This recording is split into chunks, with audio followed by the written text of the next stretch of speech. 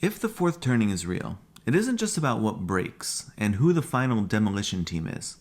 It's about who becomes the cleanup crew and the construction crew. Because in every crisis era, there's usually a generation that grows up watching the old system fail, and they don't cause the collapse, but they're often the ones expected to rebuild after it does. Strauss and Howe, the writers behind the fourth turning theory, call them the hero generation, but in real life they're just people, often overworked and underpaid and tired. And they're being asked to fix something they did not break. Right now, that label is being pinned on millennials. And in some corners of the internet, Gen Z is getting pulled into the same framework too.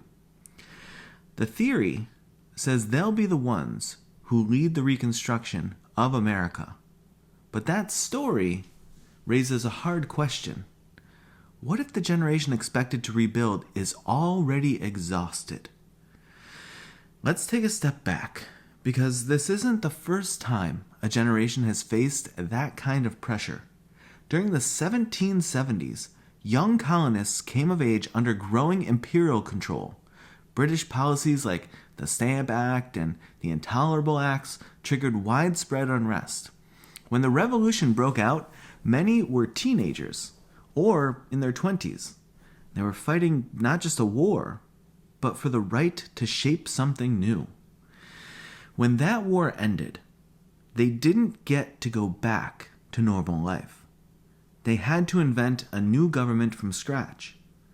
So they drafted state constitutions and argued over federal power and debated rights and representation and laid the groundwork for the U.S. Constitution.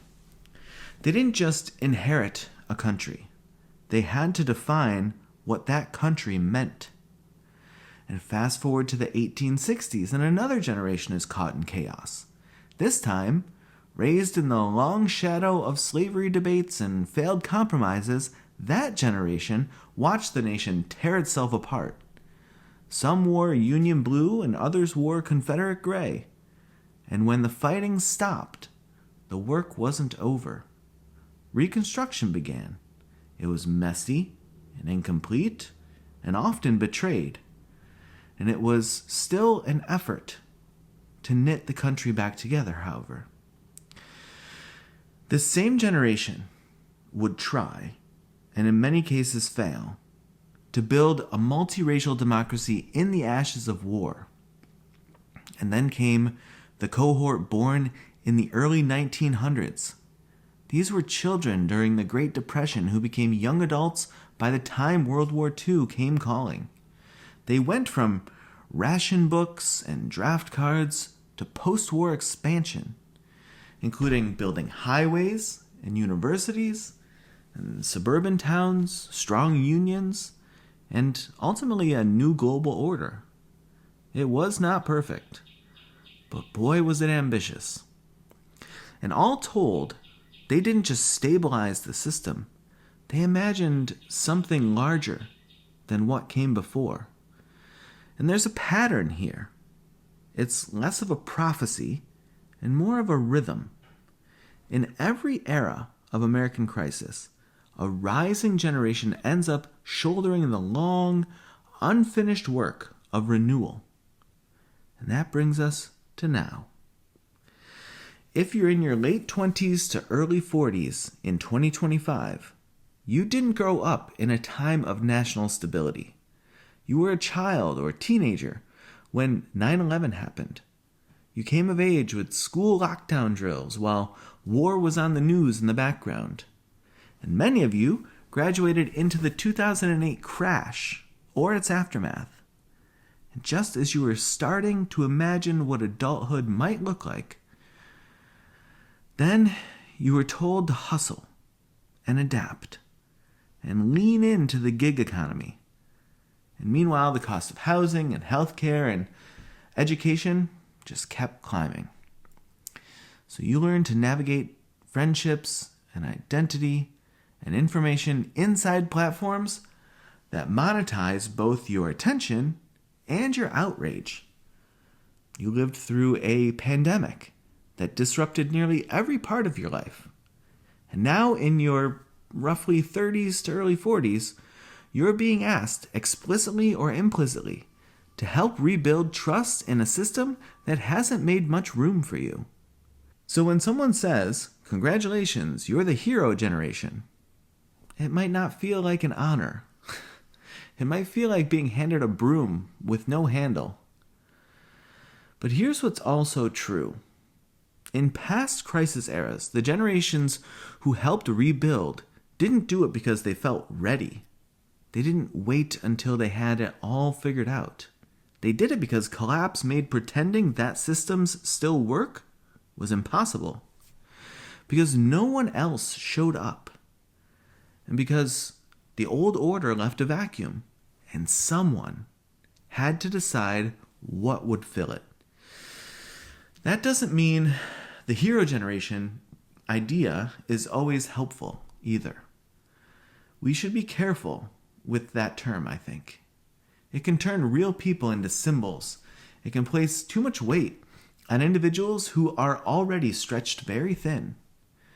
The original theory isn't saying millennials are better or braver. It's saying that historically, the generation that comes of age during a crisis tends to move toward more collective action because they don't remember the old system as something functional, much less sacred. So maybe the real question isn't, will you save America? Maybe it's, what kind of country are you willing to hand off to your kids? That kind of courage doesn't always look dramatic. It's not about a single leader or a viral moment, but it shows up in smaller, local, harder to measure ways, like people starting mutual aid networks, or running for school board, or maybe pushing back on workplace exploitation, or showing up for a neighbor, and telling the truth when a system asks you to lie. These aren't flashy acts, but they're the ones that history often forgets until you realize they were the difference between full collapse and something beginning again.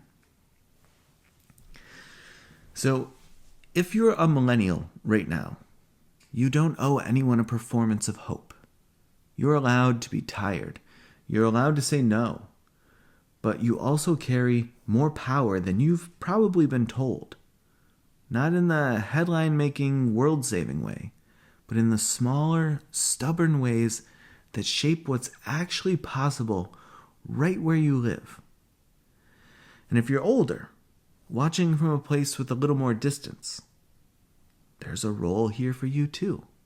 In past crisis eras, older generations had a choice. Support the build, or the rebuild, or slow it down. And some shared power, some hoarded it, and some thankfully listened. While others fought the future with everything that they had. So here's the invitation. A few ideas of how you might be able to help. Make some room. Declutter your life as best you can. If you have a skill, consider mentoring without dominating. Tell the truth about what your generation built and what it broke.